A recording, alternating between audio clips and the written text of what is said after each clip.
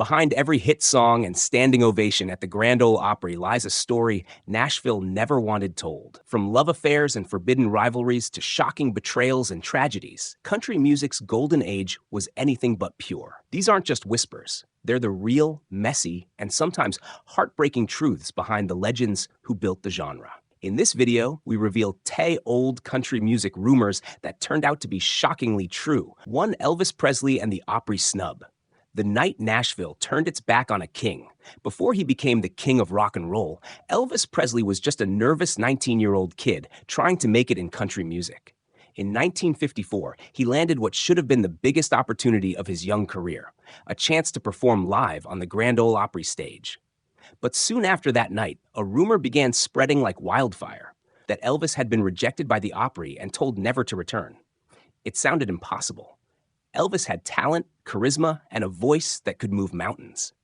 But the rumor was true. The Opry crowd that night didn't know what to make of him. His hip-shaking style, raw rhythm, and bluesy energy clashed with Nashville's conservative sound. Opry manager Jim Denny reportedly told him, "You're better off driving a truck." Elvis left humiliated and vowed never to come back. Within a year, he was a national sensation under the Sun Records label. And when Nashville realized what they'd lost, it was too late. The rumor was true. The Grand Ole Opry turned away Elvis Presley, the future king. It remains one of the biggest mistakes in country music history, proof that Nashville's gatekeepers couldn't see the revolution coming. To Patsy Montana, the woman Nashville tried to quiet before there was Kitty Wells or Loretta Lynn, there was Patsy Montana, the first female country artist to sell over 1 million records with her 1935 hit, "I Want to Be a Cowboy's Sweetheart." But behind that sweet, yodel-filled anthem lay a bitter rumor that Nashville producers and radio executives tried to hold her back because she refused to sex up her image for publicity. At first, the idea seemed absurd. Patsy had opened the door for women in a genre dominated by men. Why would the industry suppress her? Yet years later, in interviews and letters, she confirmed that the rumors were true.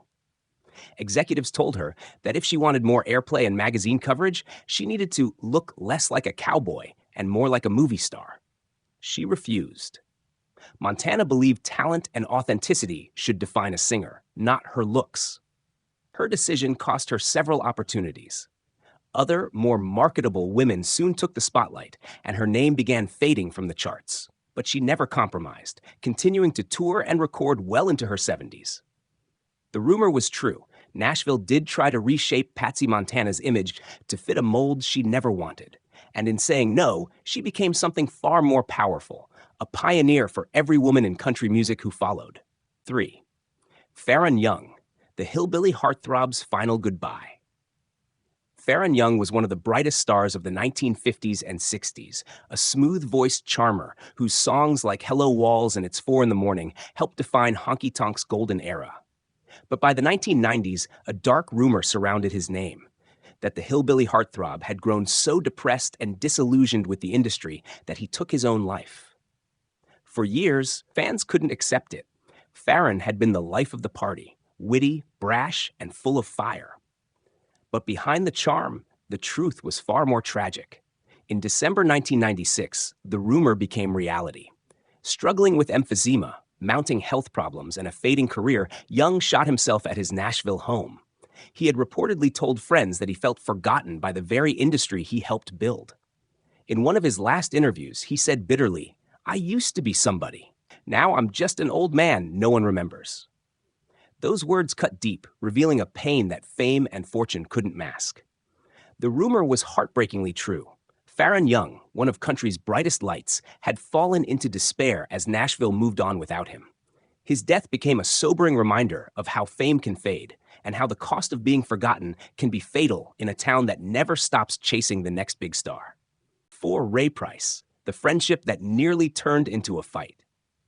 Ray Price was one of country music's most elegant voices, blending honky-tonk roots with smooth orchestral sounds.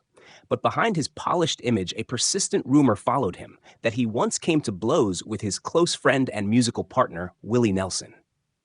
At first, fans dismissed it as gossip. Price and Nelson were known for their lifelong friendship and collaborations on stage, but both men later admitted that the tension was real.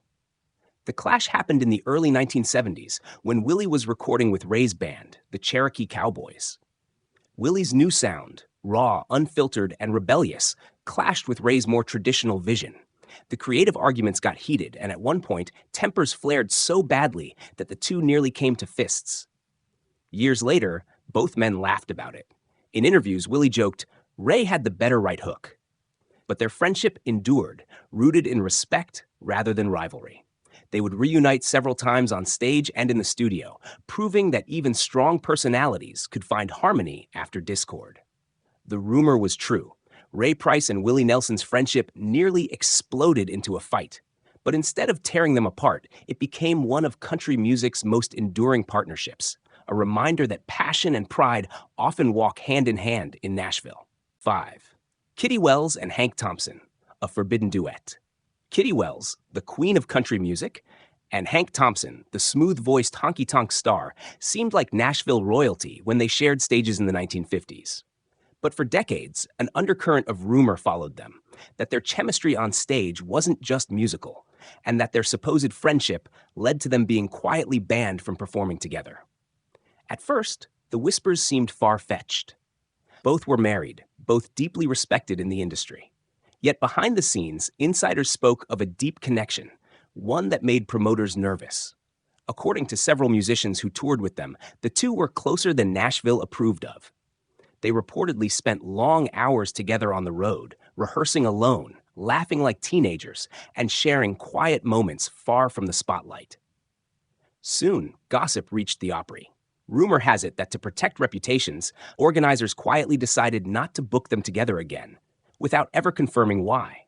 Neither Kitty nor Hank ever addressed the speculation publicly, but their sudden separation as duet partners only fueled the mystery.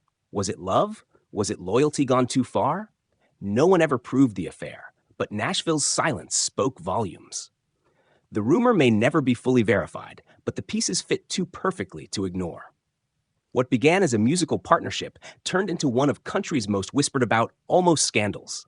A story of love, temptation, and the price of reputation in a town that judged hard and forgave slowly. 6. Conway Twitty and Loretta Lynn, the chemistry that fueled the rumors. Conway Twitty and Loretta Lynn were country music's dream duo. Their harmonies were electric, their chemistry undeniable, and their songs, like Louisiana Woman, Mississippi Man, and After the Fire Is Gone, dripped with passion. But behind that magnetic energy, a rumor has lingered for decades, that their connection went far beyond the recording studio. From the moment they began performing together in the early 1970s, fans and insiders alike couldn't ignore their natural intimacy. They held hands on stage, gazed into each other's eyes, and sang love songs that felt almost too real. Nashville tabloids quickly jumped on the idea that the pair were secretly involved, despite both being married at the time. Both Conway and Loretta denied it for the rest of their lives. Loretta called him the best friend I ever had, while Conway said, "We never crossed that line, but we were closer than most." Still, their bond was so strong that even their families noticed the spark. Loretta once said that her husband, Doolittle, didn't like how close we were, and Conway's wife admitted she sometimes felt like the third wheel. Whether or not the rumor was true, their emotional connection was undeniable. Together, they sold millions of records, won multiple awards, and defined what a duet could be. The rumor remains one of Nashville's favorite mysteries. Did Conway and Loretta keep a love story secret, or was their magic simply musical? Whatever the truth, their partnership remains one of the most captivating and intimate in country history. 7. Johnny Paycheck, the song that was a middle finger to Nashville. Johnny Paycheck was never one to play by the rules. A wild, defiant figure in the outlaw movement, he lived every word he sang. But one rumor defined his career, that his biggest hit, Take This Job and Shove It, wasn't just a working man's anthem, but a direct attack on the Nashville establishment that had kicked him to the curb. At first, fans thought it was just clever songwriting. But Paycheck later admitted that the rumor was absolutely true. In the early 1970s, after years of bouncing between labels and being told he'd never make it, Paycheck grew furious at the industry's hypocrisy. When songwriter David Allan Coe handed him the song, Paycheck saw himself in every line: the resentment, the bitterness, the rage against being controlled. He recorded it with raw venom, transforming a simple tune into a rebellious cry that echoed across America. The song went platinum, made him a household name, and became a rallying anthem for anyone fed up with their boss or the system. Behind the success, though, Nashville insiders whispered that Paycheck wasn't just singing to the working man. He was spitting back at Music Row itself. His history of fights, arrests, and broken contracts only fueled the legend. The rumor was true.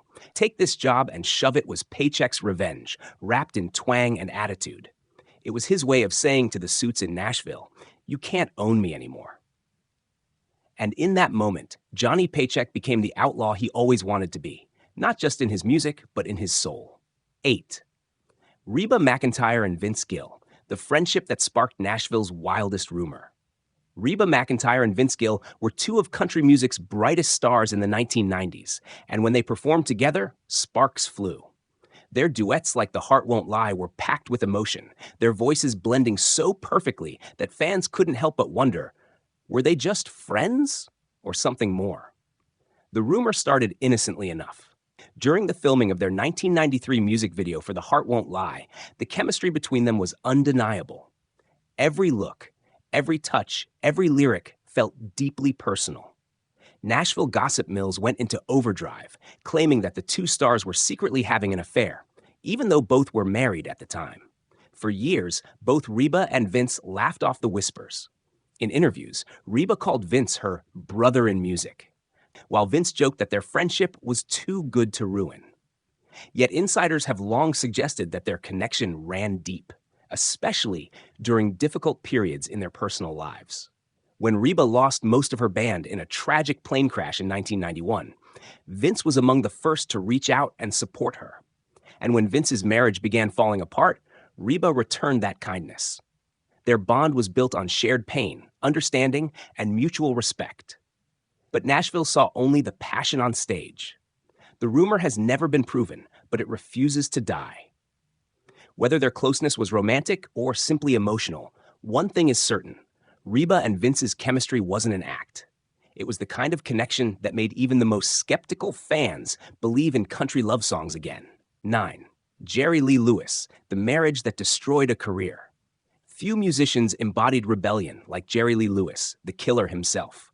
With his pounding piano and wild charisma, he was poised to take over the world. But one rumor nearly ended it all, that he had secretly married his 13-year-old cousin while still married to another woman. When the story first broke during his 1958 tour of England, the press could hardly believe it.